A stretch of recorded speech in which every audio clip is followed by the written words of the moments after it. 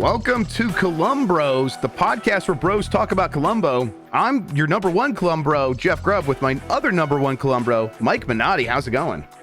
I'm doing good, Columbro. How are you? I'm doing great, Columbro. This episode, we are going to be talking about Etude in Black, and I'm very excited because I enjoyed this episode quite a bit. I believe that they were cooking with this one. Details. First episode of the second season. Some really great stars. We'll get into all that in a second. But first, hey, the first episode of the second season, Mike, it's exciting to see how this show that was clearly very popular at the time really got a chance to kind of take off. And I feel like they hit their stride with a lot of confidence with this episode. Yeah, and big season premiere, everyone's kind of coming back from a bit of a break, so usually come out swinging pretty hard for those kinds of things. And I definitely got that sense. This is an episode that, of course, stars Peter Falk as Lieutenant Columbo. John Cassavetes plays Alex Benedict, our murderer, and does a pretty good job. Blythe Danner is Janice Benedict, his wife. She goes on to be quite a star after this. There's also Hollywood royalty and Myrna Loy playing Lizzie Fielding, and then we have James Olsen as Paul Rifkin, and we get some cool guest stars. Well, I won't spoil that. And then there's also a dog, which is a fun little aside. Here's what I'm learning is I like when there's some really strong just salt sprinkled out, some seasoning sprinkled throughout a Columbo episode, and I think this had some of the strongest stuff yet. There's great, the NPC characters I saw something, I could talk to you about it. Some of the best yet, and then just the thing that is distracting Columbo with the dog, that stuff is really good. We'll get into all of that. Let's go ahead and start the recap here with a man in his office drinking. This is John Cassavetes as Alex Benedict. He is listening to classical music, and we see him sort of preparing a little kit. He has a towel, some gloves, and a note from someone called Jennifer Wells that says, "I'm sorry for the trouble I'm causing, but life is no longer worth living." This is a suicide note, clearly for someone called Jennifer Wells. You'll notice the note is typed out on a typewriter, not handwritten. We could, already oh yeah, the killer is thinking ahead and does a lot of thinking ahead in this episode. Mm-hmm. He puts all this stuff in a briefcase, puts it in his Porsche. Is it a Porsche? I think it's a Porsche. I don't know. What kind of car was it? It's a nice car. It's a nice, fancy foreign car. And he takes it to the mechanic and he complains, there's something wrong with it. Just fix it. Make it better. I like this mechanic. I don't know why he's stuck with me for some reason. He just seems like, this is a bunch of bullshit, but whatever. I got to deal with it. I think this is how most mechanics who work on foreign cars at the time were like. They were like, these things are expensive and they break down all the time. And the parts are expensive. The mechanic's like, hey, do you need a ride? Do you need some help? He's like, no, my wife is going to come get me. I don't need a car. In fact, I don't want a car. My wife is going to come get me and pick me up and take me to the Hollywood Bowl, where I am the marquee performing conductor of a massive orchestra. Mike, I am always excited for big Los Angeles landmarks in this show. A part of me really likes a lot of stuff in Los Angeles, especially on film, TV or film. I think it looks really good. And the Hollywood Bowl is definitely one of those just classic sites. Yeah, I actually got to go to the Hollywood Bowl one time. Really? At E3 way back when. It was the Zelda Orchestra was there, and I got it. I think so this was before cool. I was in Nintendo jail. I got invited to go there. I remember Zelda Williams was the host of it, Robin Williams' daughter, who's named after Zelda. And yeah, it was awesome just to be in that historic venue. Also, I'm almost trying to check. I don't think this is going to be the last time the Hollywood Bowl shows I wouldn't be surprised, yeah. I think the Johnny Cash episode also has a spot there. I might be wrong about I've watched that episode before, and that sounds familiar, yeah.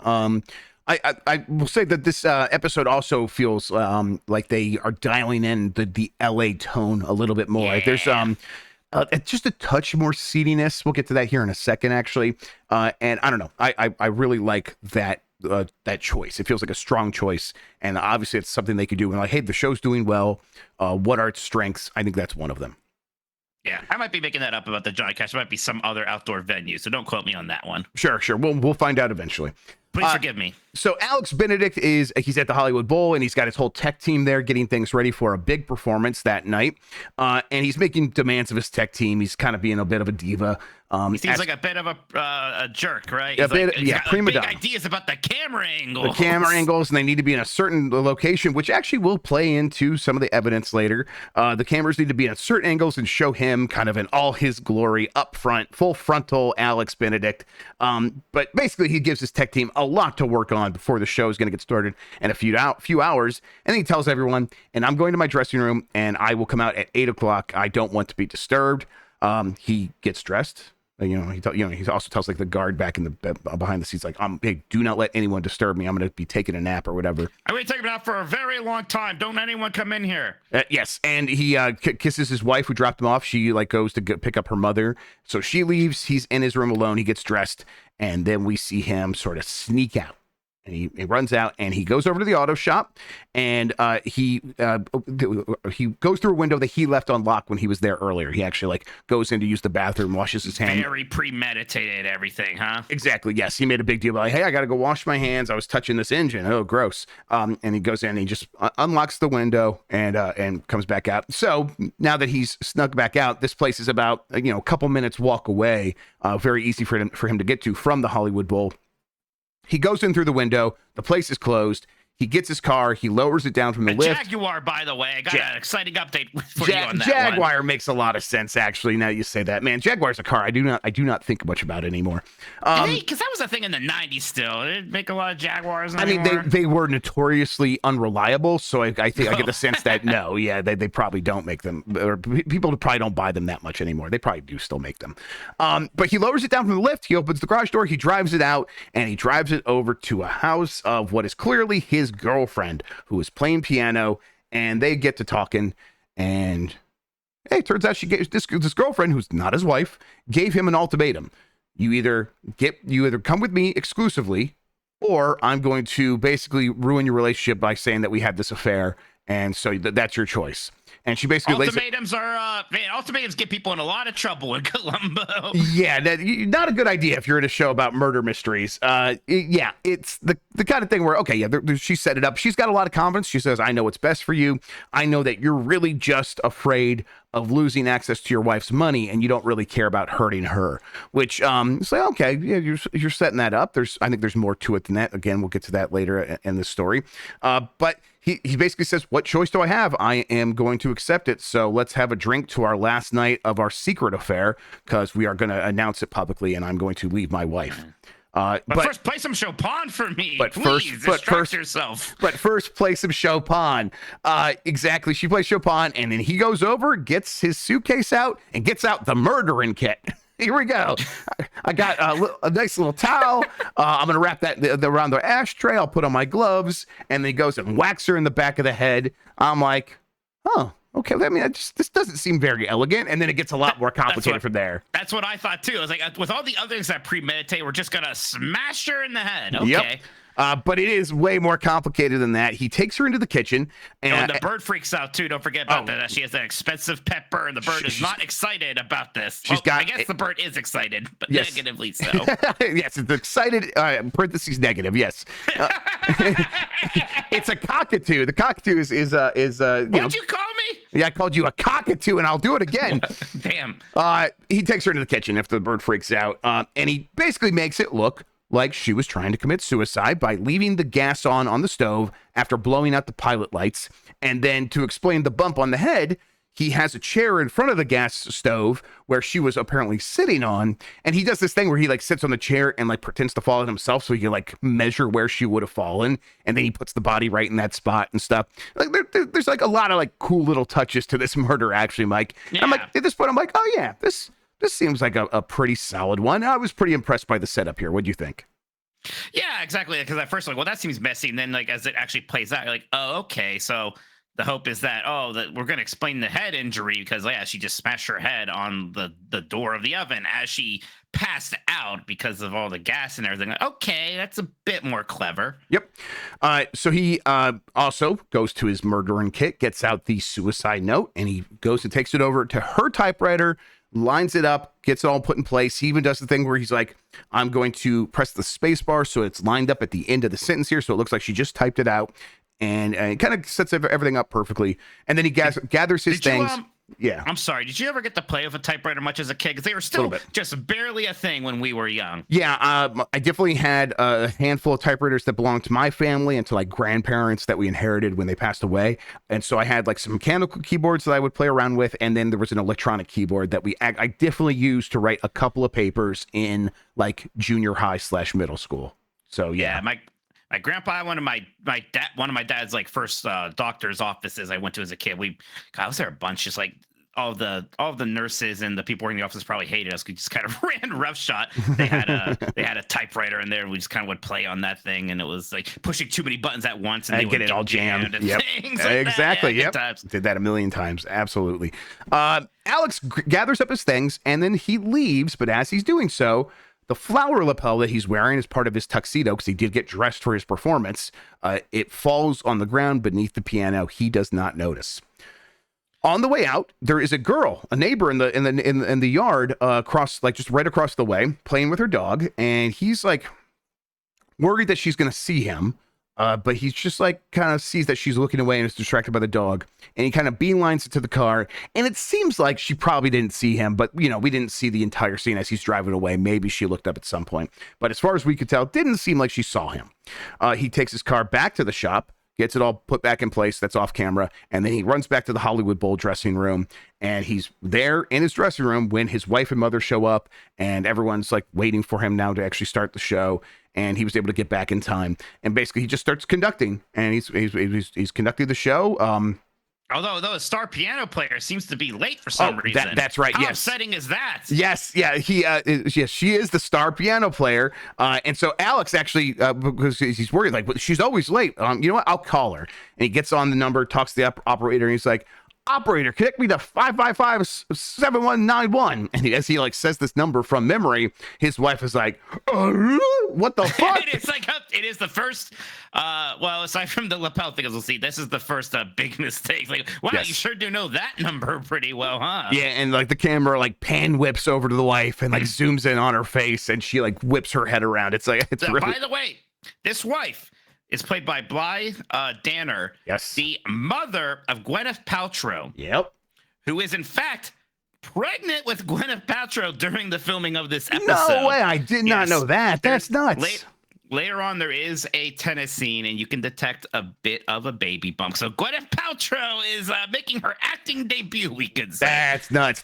I'm honestly kind of a star-studded cast. John Cassavetes, a well-respected like filmmaker, director. Rosemary's Baby. Yes, he actually goes on to like one of his most popular movies is one that he made later, a couple years after this, that also co-stars Peter Falk. Peter Falk is in that movie. Yeah, they're good friends. They're close. All right, so he calls, he says the number, the wife notices, he's very angry that she's not showing up. He's like, you know what, even if she shows up now, I don't want her. We're just going to go do a different musical piece instead of the one she was going to play in, whatever. And everyone else is like, okay, but we're still going to try to call her. And it's like, no, it sounds like her phone is off the hook. It's like, oh, her phone's off the hook. What the hell? Maybe should we call the police? He's like, if you want to call the police, call the police. So his assistant calls the police, sends them over. We see him start the concert. He is doing his conducting. And while that's happening, the police show up. They knock on the door. No one's answering. They go around. They look for her. And he's conducting the hell out of the orchestra. He's really getting into it. He's looking up and down, looking down, and sees, oh shit, my flower lapel is missing. And this is, the moment where he's like, oh, I noticed I'm going to have to do something about that. But he can't break stride. He just continues conducting. And he finishes up. And he steps down, goes back into his dressing room, says, oh, my God, what a performance. How great were we? And they're like, hey, whoa. Jennifer Wells was found dead in her apartment. And he's like, what? How upsetting. I am deeply upset by this news. Especially since I left incriminating evidence there. And meanwhile, our friend and yours, Columbo, is at what appears to be a doctor, and he's watching the concert, enjoying himself. He seems to like the music. The doctor certainly likes the music. This is good continuity because in the last episode, Blueprint for Murder, we did learn Columbo likes classical music. Yes, we did. Exactly. So yeah, they're building character traits here. Yes. So he's listening to the concert with this doctor while they're doing something. There's a syringe, and the phone rings, and whenever a phone rings in a room that Columbo's in, as always, the call is for him. How do they know? Yeah, they always know where he is. The doctor picks up the phone, says it's for you. He goes and answers, and they're basically like, "Hey, Jennifer Wells found dead. Do you want to come over here? We think it's a suicide, but why don't you come over here?" He's like, "Yeah, I'll get over there when I can." We pan back over to what the doctor's doing, and there's a big dog there, a big cute dog that was going to get put down, and Columbo rescued it, and he hasn't come up with a name yet. And this is like one of the moments where I'm like, this episode's cooking. It is doing some fun stuff. This doctor, this vet, is the kind of NPC that I'm a big fan of in Columbo, where he's like, yeah, he's doing the thing he's supposed to be doing. He's kind of he's setting up. Oh yeah, I'm watching the concert. I'm dealing with Columbo, but then like Columbo's like, I don't have a name for the dog. And the guy's like, Fido. I hear this all the time. No one's ever actually named their dog Fido, and I'm like, oh, this doctor's got like something to say, and it's just a fun moment, and I always really like that. So it really stuck out to me pretty early on. Yeah, and it's so, not to spoil what this dog gets named, but this dog eventually ends up being named Dog, and it becomes a reoccurring character. And this is the first appearance of Dog. It's another great character building moment for Columbo. I think even the vet shows up a few times more, actually going forward in the series. Falk at first didn't like the idea of him having a dog. He thought it was maybe a little gimmicky. As soon as he saw that dog, he's like, that looks exactly like the kind of dog that Columbo would have. And yeah, it was all go from there. Yep. I'm like, it did feel like something that could have easily felt like a gimmick, and it doesn't come across that way. It's real earnest. A lot of characters having a lot of fun with the dog. The little girl later is going to punk on Columbo pretty hard, and it's great. Columbo does find out about the girl, and he's at the murder scene, kind of talking to one of his other officers. And this is another really strong moment where he's kind of like, here's this girl, and here's what the station told me when they told me to come here. Female Caucasian piano player, born in Kenosha, Wisconsin. And that's all they said. And he's like going through her scrapbooks and looking at some of her photos and looking at some of the newspaper clippings of the things she's done. He's like, look at this. She's like played music for dignitaries and royal families, and she's like this accomplished pianist. And it's like, and here's what they tell me: she's just this female Caucasian piano player born in Kenosha, Wisconsin. And he's like, look at this body. She's a real woman, and there's these eyes, bedroom eyes. I'm like, damn. All right. But again, they like sort of. But this is that seediness I'm talking about. Columbo's like putting himself in the mind of like an LA that eats up and chews on these people and spits them out. And he's like, yeah, I mean, a woman like this with those kinds of eyes, she's got everything in the world. What is she missing? And the officer's like, something's missing. She killed herself. And he goes, the man, like a woman like this has a man, those eyes. And I'm like, yeah, I mean, like I see how he's like building this character in his mind, and we see a little bit of how Columbo works. I really like this moment, Mike. It's great. It's a little bit of like, oh wow, Falk's going for his Emmy here. Yeah, right? a little bit. It's a bit more of a dramatic moment than we're used to in the show, honestly. But it does work. It is kind of touching and interesting. And the Columbo kind of talks about like suicide, like that's sad. It's funny because this character who's very much used to being surrounded by death and bodies and murder, he's kind of just like, it's worse when it's a suicide. Like murder, it's terrible, but I understand it. I don't understand suicide. And at first it starts philosophical like that, but it kind of quickly becomes almost more practical. He's like real disturbed and confused about why this person would take her own life. Yeah. He kind of starts talking to himself. He's like, that's just me though. I want to see everyone die of old age, but I don't get it. I don't get it. And then the scene sort of kicks into place when Alex shows up because he's heard the news and he wants to see what's going on. Although I will know, I took a note here. Alex and Columbo are talking to this other police officer who's chewing on a cigar. And I don't know if you noticed this. It felt like he had the most insane, like ADR voice, like post-recording voice I've ever heard. You get that sometimes. Yeah. It's incredible. And I'm like, oh my God, he is in another universe where he's recording that at. But yeah, so Alex, he talks to the cops. While he's talking to the cops, another cool moment happens where he's explaining himself. He's like, I came over here, blah, blah, blah. and we see him kind of like glance around the room, and in the reflection of his sunglasses that he's wearing as he enters the room, we see the lapel flower on the ground as he spots it. They've done stuff like that before, but it was a cool thing, visually very stylized. I like that. And it's good directing, and the director, by the way, was Nicholas Colasanto, also known as Coach from Cheers. Really? Yes, although there are rumors that Peter Falk also helped quite a bit with the directing in this one. Very cool. Yeah. And I was just at Cheers in Boston. Nothing but love for Coach, which is, by the way, Coach, who looked absolutely ancient in Cheers. He was only 61 when he died in the middle of that show. Wow, that was ancient back then for sure. Let's see here. So Alex does his slick maneuver to deal with the flower lapel problem. He takes his coat off in a way that is a little bit over exaggerated, and it's his overcoat, and it pulls on the tuxedo coat underneath and sort of makes it fly off of his arms in such a way that you could easily imagine the flower lapel pin falling down to the ground. And so as he does that, he goes, "Oh, my flower lapel pin fell to the ground. I better pick that up and put it right back on here." And then Columbo's basically, "Hey, what you doing over there?" Yep. Yeah, he's like, "Find something." I love him so much. And the guy's like, "Yeah, it fell." And Columbo's like, "Yeah, pin's bent, huh? Anyway, I'm a huge fan." And then he goes to that whole thing, and the classic. Yes, I'm a huge fan. We listen to we have your albums, me and my wife, and all this stuff. Anyway, have you seen this dead fucking bird? God, he's already kind of on his like kick of like what Columbo does a lot of times, where I think he sees someone walk into a murder scene, and he's like, "Huh." And he's like, I think he immediately decides, I'm going to switch to one of my Columbo gears. And this time it's like, I am going to be overbearing in their face and long-winded. And it is weird that this guy's here, and he's only here because he has to pick up this evidence. Yeah. He knows it's not really his best option either, but it's something that he has to do now, not part of the original plan. Yep, not at all.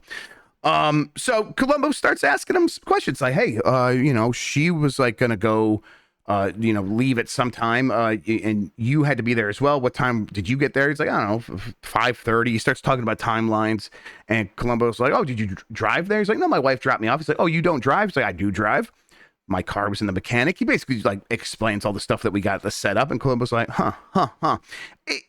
Immediately, Columbo is suspicious. I think you're right, because he walked in, that was enough to be like, I am going to find out what's going on with this guy. And the guy was off just enough to set off all his alarm bells.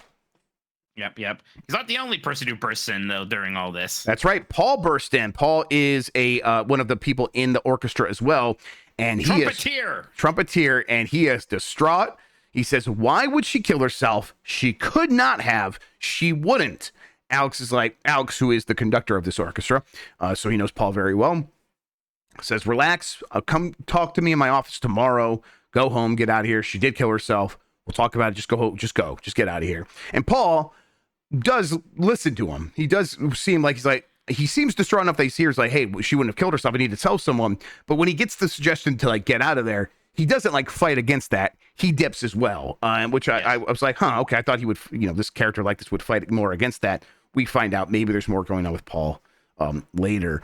Let's see here. Yes, so Alex tells him to come to office. Alex leaves at that moment, and while he's leaving, on the way out, he talks to the press, and he's got this pre-prepared snippet of music lost a bright light or something along those lines, and then basically says, "That's it, no more comment," as he's walking to his vehicle, and he's surrounded by cameras and microphones and flashing bulbs. This is interesting, because this is the part that did not seem significant to me when I was watching it, and becomes pivotal at the end. Yes, I did not write this down in my notes originally when I was going through it until I found out how pivotal it was. I'm infecting you. You poisoned me. All right, so before leaving himself, Columbo heads out and he sees the neighbor girl, who talks to about like, "Hey, what do you know about the neighbor, Jennifer Wells?" And this girl says, "I've taken care of her bird, this bird that she loves. She loved this bird so much and put up with it. But, It's a cool bird, and I would help feed it whenever she was gone and needed help, and we would talk about it. I knew how much she cared about it. And Columbo goes, huh, okay, cool. The girl Pretty also interesting for a bird that she just left to fucking die. Yeah. Am I allowed to swear on this podcast? I can't remember. I think we do. Yeah, I definitely. Okay, good, great. Yeah, because there was that fucking bird F-bomb. earlier. Yeah. The first F-bomb of a podcast always feels like the strongest one. You gotta. Excuse me. The trailer for this podcast has like a bunch of F-bomb on it. So Hell yeah. Thank you, Christian. Thank you, producer Christian. Good to know. Before the girl and Columbo leave though, the girl's like, "Hey, did you leave your dog in the car without the window cracked?" And Columbo goes, "It's that scene from I Think You Should Leave where it's like, I don't know what any of this shit is, and I'm scared." That's what Columbo's like with the dog. Goes like, I don't know what I'm doing. Can you help me? Yeah. Actually, so it is like nice, but like the girl kind of like doesn't really like seem to like Columbo. Yeah, no, very she much, thinks but- he's an idiot. Yeah, he's like, yeah, like at least crack the window. And he's like, okay, you know what? I'm going to. And she's like, what's the dog's name? He's like, I haven't given it one yet, but how you feel about Fido? She's like, oh, where'd you come up with that, dipshit? And then just walks away. It's incredible. It rules. I'm like, this girl is going to be president one day. And then finally, Columbo does turn to the dog, says, okay, maybe not Fido. Do you want to be called Beethoven? I'm like, what the hell? Is this where Beethoven came from? And then This is where Beethoven happened. and then he's like, no, not Beethoven. So we cut to Alex going home. Janice, his wife, is high as hell on barbiturates. She took some sleeping pills. And she is pretty sure that Alex slept with that girl. And she's like, hey, well, you did you? So basically, in so many words, says, did you sleep with him? And he does a little bit of that good old fashioned gaslighting to the point where she's like, by the end of the conversation, she's like, I am so sorry. Why would you ever marry me? I'm such an evil hag of a wife. Yeah. And Why would you marry? It's not because of my rich mother who owns the orchestra, is it? Yep, and maybe he's like, "Oh, baby, I love you, and boy, don't be so crazy. I would never. You think I sleep around all town?" And she does go, "I know you," but then she is apologetic by the end after he really does just gaslight her. We cut This character, this composer, is based off of, and I can't remember the name, a famous composer at the time who was known as like a bit of a player in the LA scene, I believe. A bit of a what's that old opera with the guy Don Julian? Oh, Don Julio, or Don Juan. Don Julio is the tequila. Yeah, is it Don Juan or something like that? Don Juan, that's right. Yes, Don Juan.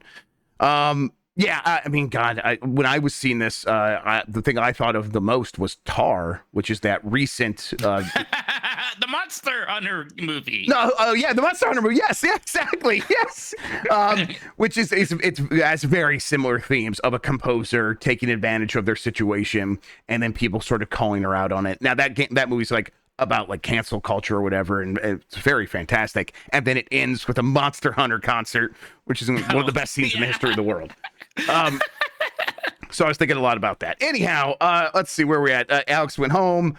We cut to Columbo showing up at Alex's house the next day and ringing the doorbell. And who is to answer but Pat Morita from The Karate Kid? What the hell? I was so excited about this. I love Pat Morita. I'm like, this is another one where I have another note. This episode is cooking. It's just rolling right now.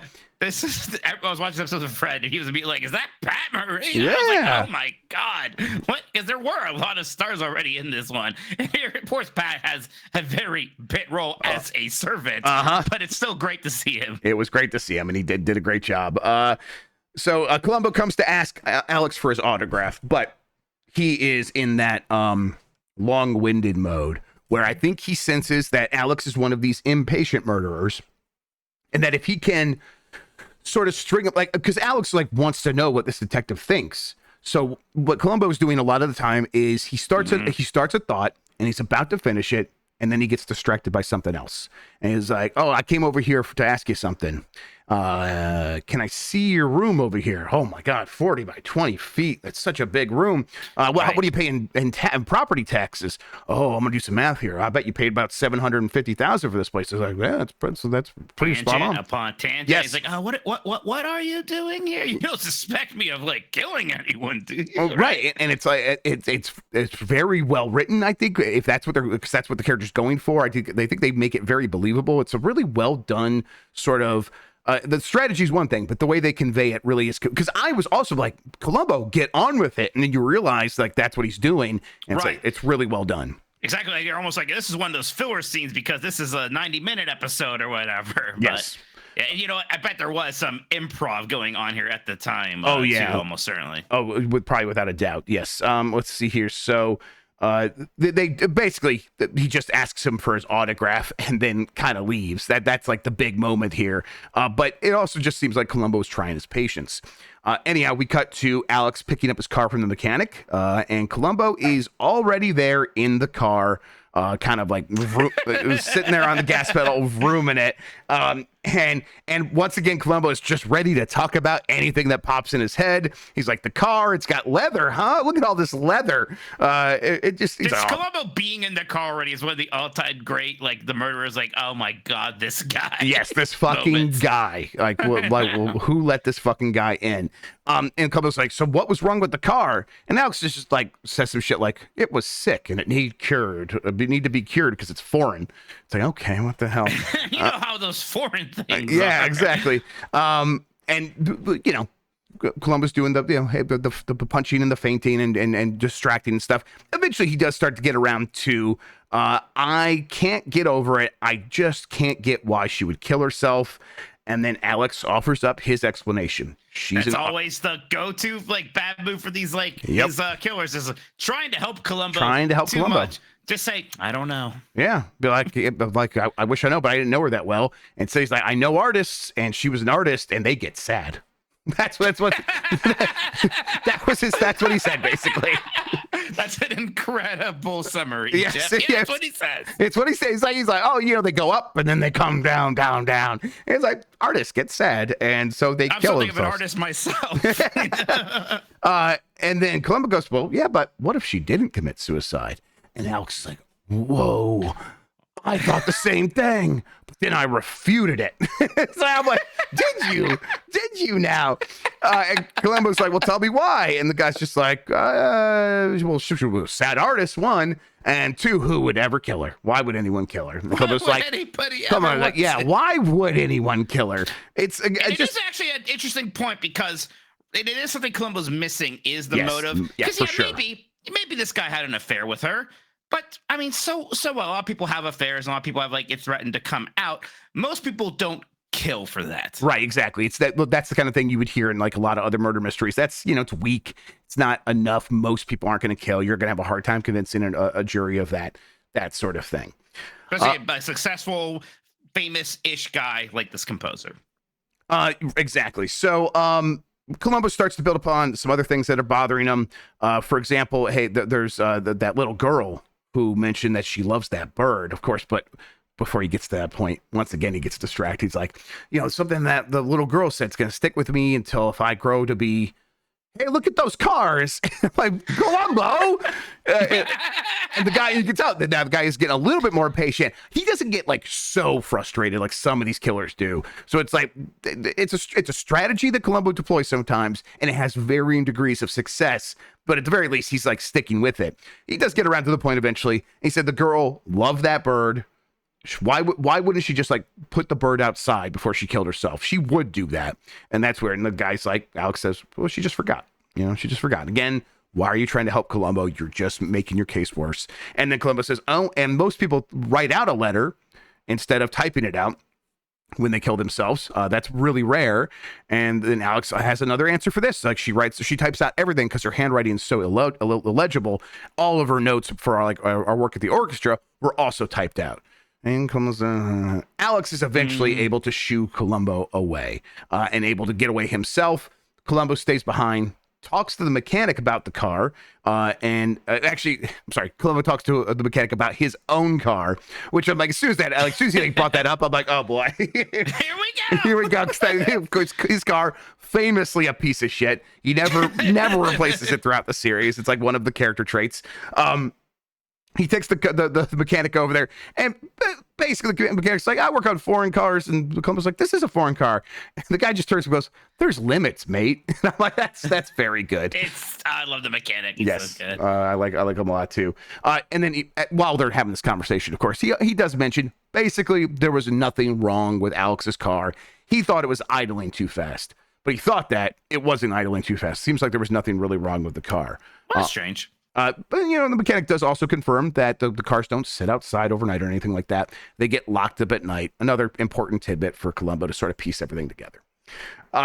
Meanwhile, Janice and her mother are schmoozing with the city's elite to get the papers to stop writing salacious stories about Jennifer's death. Basically, she knows where these editors hang out, was able to bump into them. Some of these other people are like governors of the orchestra as well. She's making moves to like build a scholarship in Jennifer Wells's name, that sort of thing. And she gets one of these governors to sign off on that, while also insinuating to the editors that she's an important person and she thinks they should stop writing suggestive stories about maybe something else happened here. They should just kind of like let things lie and let the care and let's move on and not make problems for people like Alex who are trying to run an orchestra here.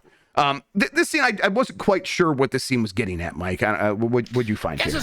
I guess it was a good way to kind of show that this is a lady to be reckoned with. That's right? fair, yes. She is very kind of masterfully taking control of a situation that could be negative for the orchestra, and it is very much her orchestra. She's the boss. I mean, that is ultimately what the killer is afraid of, is falling out of her favor. And she's also sort of no nonsense. She also is like, it's not just like, hey, I don't want editors at a newspaper talking any mess. When her daughter Janice is like, do you think people would have, like, men would have found Jennifer Wells attractive? And the mother immediately is like, what a stupid question. Like, why would we ever talk about that? And kind of shuts it down immediately. We cut back to the Hollywood Bowl, and God, Mike, this moment really got me. This is incredible.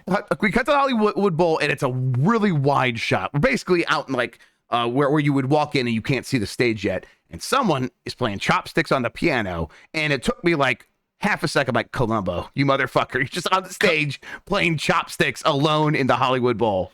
Columbo playing chopsticks alone in the Hollywood Bowl is like a Mount Rushmore Columbo moment. It really that is. It's just the character. It's an ideal, like the platonic ideal of what Columbo is. Yes. Of course, Alex shows up. Columbo knew he would be here. I think he talked to the Alex's wife, and she's like, yeah, you can find him there. And Alex is like, kind of like, what the fuck? Also a little bit like, what is this guy just out here playing chopsticks on the piano of the stage of the Hollywood Bowl? And he goes up to Columbo, and he's kind of had enough, but he's also curious. He's like, what is it this time? He gets kind of gets over that honeymoon period of Columbo faster than some murderers do. Right. But not in such an overt, frustrated way, but it is starting to build a little bit. There are other killers who would, by this point, would just be so frustrated and kind of getting annoyed and like showing their hand a little bit more than he does. So he's like kind of playing it cool enough.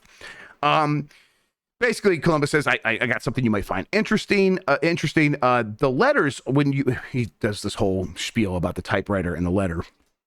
He's like, basically shows that the letters don't line up when you try to type over them on the keyboard. And the only way that would happen is if someone would have taken the letter out, rolled it back in, and then tried to realign it, because it never lines up perfectly again. But if you were to backspace while it was still in its original position, it would line up almost perfectly.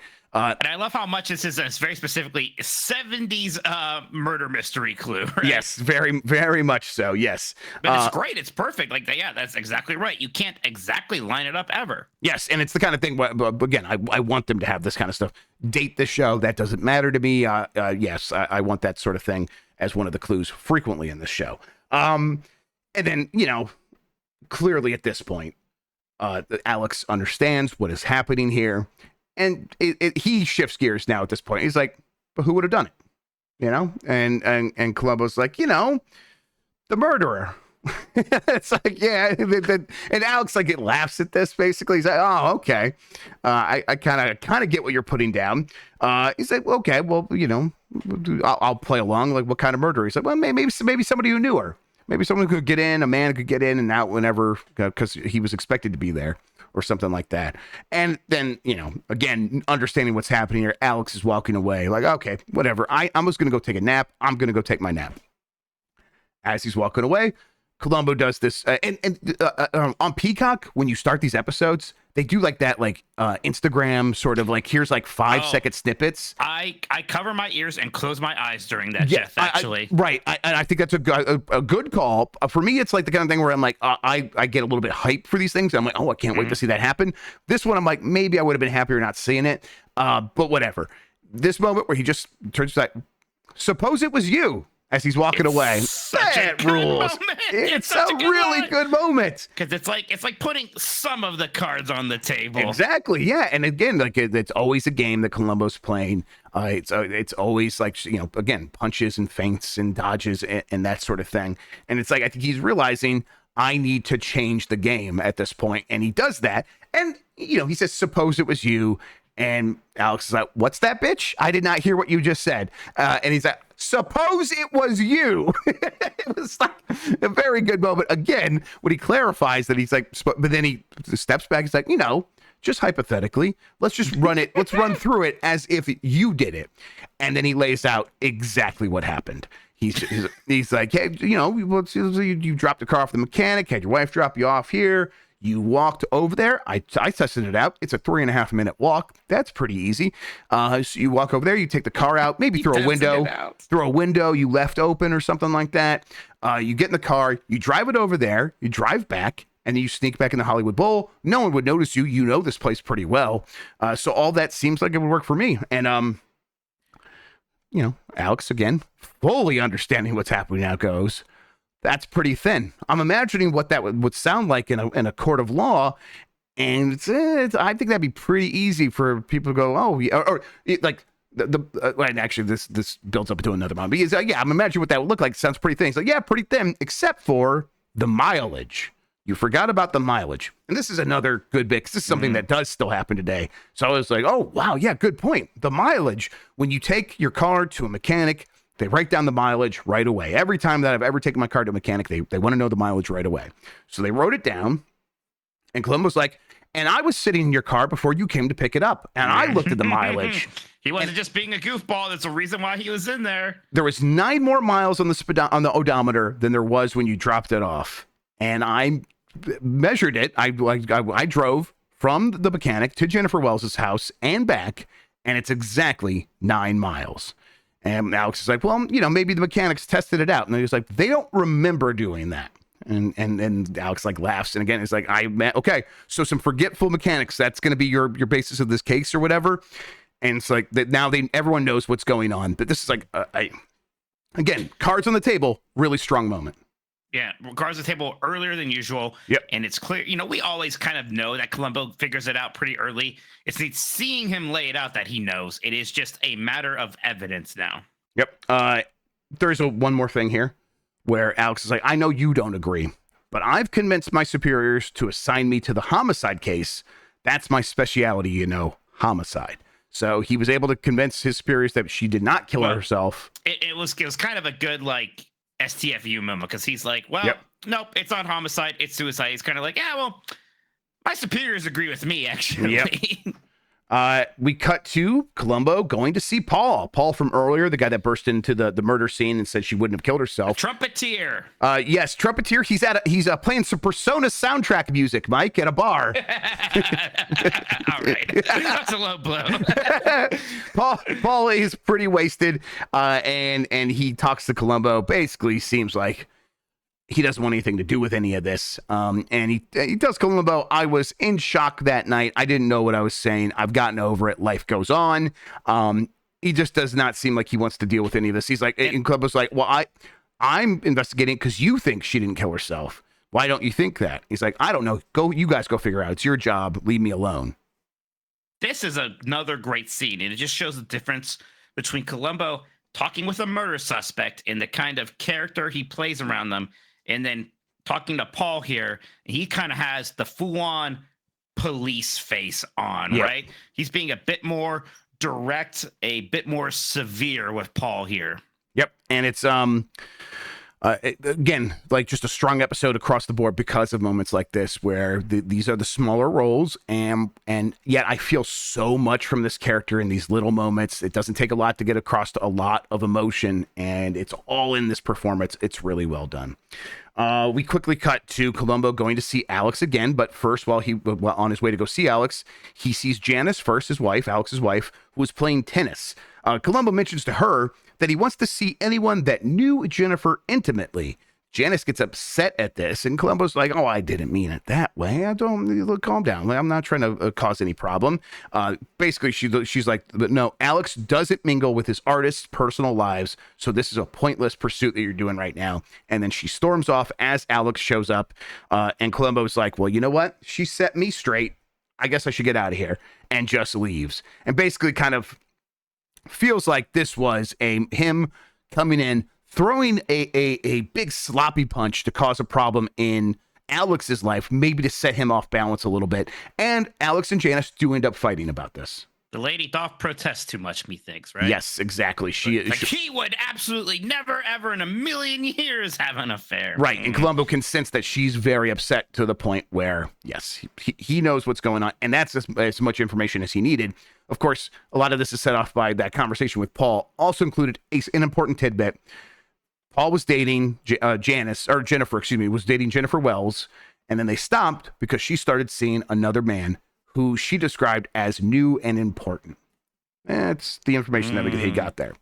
Right. And I think there was maybe one more little thing there, because we did notice that the wife is a bit of a florist and has some nice flowers growing about the garden. That's right. She talked about how he's like, "Oh, did you do the gardening yourself?" She says, "We have a gardener, but I like to spend time with the flowers whenever I get the chance." Yes. We cut to another new scene. Columbo goes to see the neighbor girl, who is doing some like dance recital. How he finds these people, I don't know, but she's doing some dance. He goes to see her, and the first thing she does, of course, is dunk on him once again for not naming the dog. He still doesn't have a name for the dog. She gives him shit about that. She also gives him a hard time because he's like trying to butter up so he can get in good. He's doing a little bit of the charm offensive, and she's like, "I don't need your chauvinistic validation." It's like, oh hell yeah, oh man, get his ass. But did you ever see a man? That's the question Columbo's interested in. Did you ever see a man going over to Jennifer Wells' house? She does. She did. She's seen a man come over several times.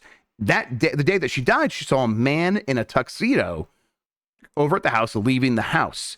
Columbo's like, "Would you recognize him if you saw him again?" She says, "Of course." So he takes her to go ID Alex while he is at the studio recording a soundtrack for the score for a documentary. Just another interesting moment, like these characters doing cool, interesting things while all this is happening, their lives going on, doing important Hollywood work. I just another moment that really stuck home with me. Like, oh man, they really flesh out this world in this episode in a way that I felt like most of the first season episodes did not. Mike. Yeah, I think that's exactly right. There's just so much going on here, and it's all kind of. Sometimes it seems like you're not sure where it's going, and it all ties together really well. Yep. Anyway, the girl and Columbo go to the where they're scoring this documentary, and she does recognize the man in the tuxedo. Columbo goes, "Fantastic! Go point him out." And she walks right up to Alex, and then right past Alex, and points at Paul instead. And Columbo, what a moment! Yeah, Oh what a God. moment! And Columbo's like, "What? Wait, what?" It's not tough to see Columbo really kind of off center. Yep. And he is like, that wasn't supposed to happen. That was it throws him off, and he's like, "Okay, this is even more complicated than I realized. What's going on here?" There's some fallout from this. There's a lot of fallout for Paul. The orchestra is he's under questioning because a girl pointed and said he was at Jennifer's house the day she died. So he's under questioning. Some of these governors of the orchestra, they all meet and they're like, "Oh, he is a murder suspect," and others are defending him, and they're fighting about it. And then Alex shows up to defend him, and Alex is like, "Listen, we got to give this guy some leeway. He's had some tough I times. know he has a criminal record, but he's a great guy. And everyone's like, what was that about a criminal record? Well, he's like, listen, there's no point in going that. Like, well, tell us what it is. Well, if you're going to twist my arm about it. And it's like, oh, okay. Incredible. So someone found their patsy all of a sudden and just going for it. Yes, an incredible moment. Paul eventually talks to Columbo and talks to Lizzie Fielding, who is Janice's mother, the owner of the orchestra. And he's like, listen, yeah, I like to smoke some grass. I like to hang out. I punched a lady once because she was stealing my wallet. I didn't know what I was doing. I just reacted. No one ever believed me. I got in some trouble. So yeah, I have an assault charge. But Columbo believes me. I didn't do this shit. And then the lady's like, well, we know you had a sketchy past. Alex told us all about it. He's like, oh, cool. Alex did a really great job defending me. Great. It's like, yeah, you got it, man. You're 100% right about that. This follow kind of passes pretty quick because Columbo's like, look, I can tell this guy had nothing to do with this. Yeah, he was there that day, but I believe him when he says he showed up, knocked on the door. There was no answer, and he left. But Columbo kind of gets an important clue here from that mother who's like, I will get rid of anyone except for basically my daughter, anyone but my daughter to protect this orchestra. Now, you know who's not on that list? Yep. It's Alex. Yep. This kind of puts it together. The mother says that here, there's two things in my life that are my babies, this orchestra and my actual baby, my daughter. If anyone hurts either one of those two things, they're done. And that includes you, Paul. And Columbo goes, what about Alex? That even he just puts it up. Yeah, he's like, wait a second, does that mean Alex? And she's like, yeah, especially Alex. Like, he's married to my daughter. Especially Alex. And Columbo basically does the Antonio Banderas from that meme thing where he jumps back oh shit. There it is. That's why the marriage falling apart would be an absolute disaster for Alex. Aside from it's not just about losing his wife, right? It's everything. It would be losing the money and the prestige and everything. The job. Yes, the job.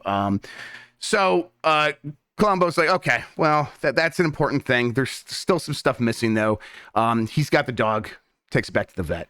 He's talking to the vet, who's watching the concert again. The concert's on repeat. And Columbo's like, wait, is this the same concert? He's like, yeah, they were playing on Saturday. They recorded it. It's fucking TV. They recorded it. And Columbo's like, I didn't think about that. And here we are. That is one thing. I was like, Columbo, you should have probably thought about maybe checking out the recording of the concert. At this time, recordings, reruns weren't even quite that popular at this point. Yeah, I guess you're right. Yeah. We're not renting out VCRs yet. Definitely not. Definitely not doing that. And it's like, but the idea back then is like, if you miss it live, you're probably never going to see it again. That was still the norm back then. Columbo does get the idea. Excuse me. Let's go check the tapes, and he sets up the finale, and it is what you're expecting here. Let's go get Alex. Let's get Janice. Let's put them in a room. And let's show the tape of him not having the flower lapel on his pen when he was conducting the orchestra. And I love how Alex and Janice are both there. And I was like, I don't want to do this. And Janice is like, well, let's just do it so we can get it all over with and we can put it to rest once and for all. Again, so it's Alex kind of knows he's cooked almost right there. Yep, for sure. And Janice after that encounter with Columbo and getting off center, so accomplishing two things of finding out Janice was upset, but also getting them to fight a little bit and have them work against one another, but played into Columbo's benefit here. So they get him in the room, they sit him down, they watch the video, and Columbo's like, hey, where's the flower? The flower that you always wear. And he goes, I don't know, man. Yeah, from your wife's garden. Where is it? I just wasn't wearing it. And he goes, well, later that night, you said that it fell off your pen, fell off your lapel onto the floor, and you picked it up and pinned it back to yourself. You said you always wear it. The guy's like, I don't remember that shit. I don't remember anything about that. You're talking crazy. I never would have done that. And Columbo's like, well, God damn it, I didn't think about that a little bit. And then it's like, okay, well, here's the video of you leaving the apartment right after I talked to you, because you gave a statement to the press. And here it is, plain as day, the flower lapel pin on your lapel right in front of the camera. There it is. What about that? And he's like, look, I probably just pinned it on after the show without thinking. I was confused. I was in shock. I just found out she got killed. That's almost certainly what I did. And again, it's like the kind of thing where like, you could say anything. That doesn't make sense. And Columbo hates when things are like, people don't do that. Columbo hates that sort of thing, but he does understand that that's something you could just say in court and maybe someone would believe you. But Janice, what do you think? Did he put the pin on after like you've told him that Jennifer Wells was dead? And she's had enough at this point. She breaks, says, no, he didn't do it. He did not put that pin on after the show.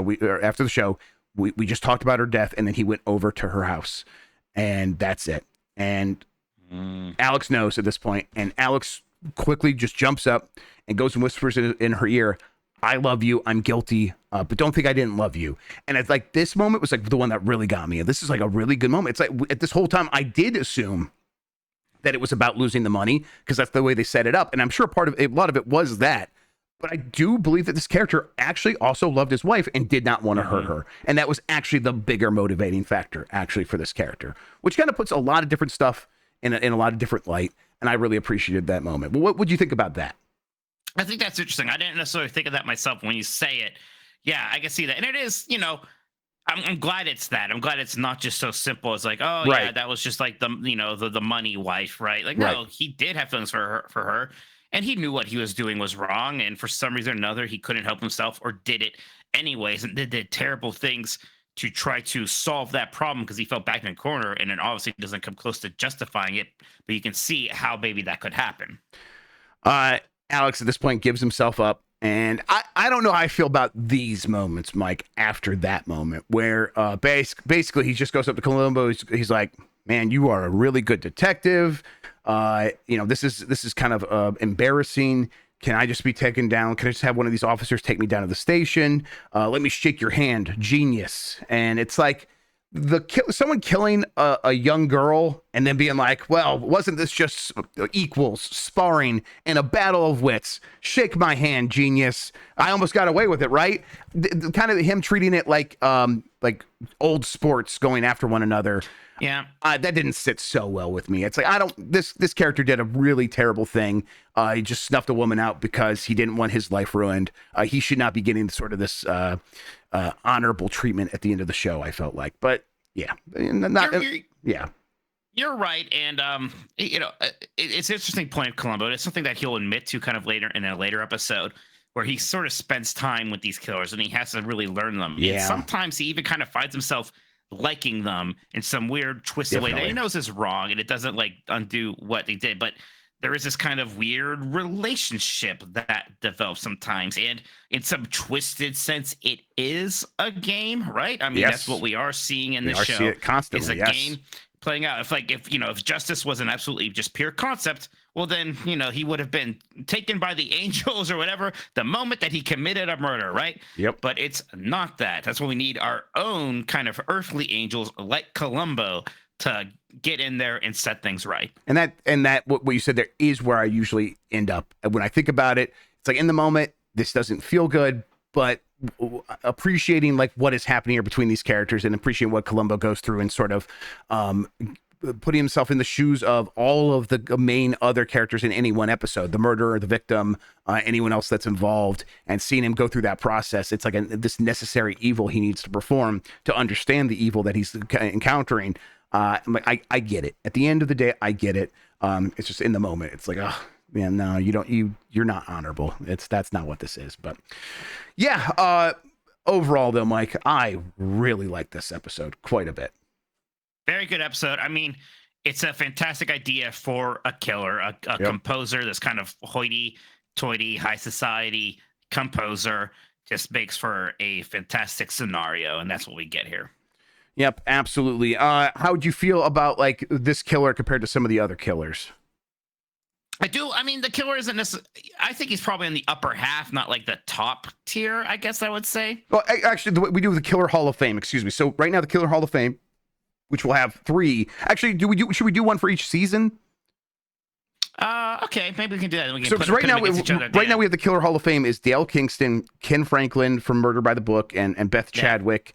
And Waiting. Yes, from Lady in Waiting, exactly. So we have 3 right now. Do we want to like continue replacing and always have 3, or do we want to start one for each season and have 3 for each season? Let's do Okay. 3 for each season, at least for now. That sounds There's good. some short seasons later, but we'll figure that out later. Exactly, yes. Okay, so in that case, right now, Alex Benedict is going to be in the Killer Hall of Fame for season 2. And I think he has a strong chance of getting through at least maybe and staying in the top 3. Maybe not number 1, probably not number 1, but I really like them. Now, ranking of episodes. We have Suitable for Framing at the top, Murder by the Book at number 2, Waiting and Waiting at number 3, and then, the other 4 episodes below that. Where do you think this ranks for you? Maybe 3 or even 2. I would say it is very good. So yeah, that's kind of where I'm at. I'm like looking at Murder by the Book, and I'm like trying to fluctuate between above and below that. So either 2 or 3. Yeah, Murder by the Book's a hard bar. It's a tough bar. Maybe it's number 3 under that. But if you feel more strongly, no, the other I think way, it's I think it's a really strong number 3 is where I'm at with it. It's I think this is doing a lot of work toward establishing how Columbo can grow as a television show while still staking in the ground the very strong elements of what makes Columbo. And so, yeah. And then in terms of, the writing and the directing, it's strong in terms of like, oh yeah, establishing Columbo. I don't think it's like earth shattering in terms of like one of the greatest TV episodes of all time in the way that some like Suitable for Framing and Murder by the Book are in that discussion. All right. So Etude in Black is number 3 above Waiting and Waiting and Blueprint for Murder. All right, Mikey, that was Columbros. Good stuff. Yeah, really fun episode to talk about. What do we have next? Do you know? You have it off the top of your head? Yeah. The next episode, not off the top of my head, but I am looking at columbofile.com, which is the best site for all of your Columbo info. Important resource. Important resource for us. So thank you so much to columbofile.com. Did I say .net a second ago? Yeah. The Greenhouse Jungle is next, Jeff. All right, Greenhouse Jungle. Looking forward to it. Someone just like take a quick look at it. Is this the one with that guy? Yeah. The guy. No, it's not. Okay, I think there's an episode in season 2 that has the same killer or same actor from one of the first season episodes, right? I don't think this is this one. No, That's not I've seen this this episode one time before, so interested to see it again. I believe, for some reason, I think I remember this is I think Columbo gets chili at some point in this episode. That's making me hungry. Right. I might be wrong. He gets chili a bunch of times. Does he ever get Cincinnati chili though? That's what matters. No, there's no noodles involved. Fair enough. All right. Shame. We will watch that episode, The Greenhouse Jungle, next time. Definitely tune in for that. Thank you for listening to Columbros. If you're listening to this, you are very likely a supporter of us on our Patreon. If you're listening to this when it's free later, this is only possible because of our Patreon. We started this because our patrons reached a certain threshold. So thank you, everybody, so much for the support. We really appreciate it. We're going to keep going with this. It's been a lot of fun. Mikey, Columbro, thank you so much, man. Thank you, Columbro. Bye, everybody.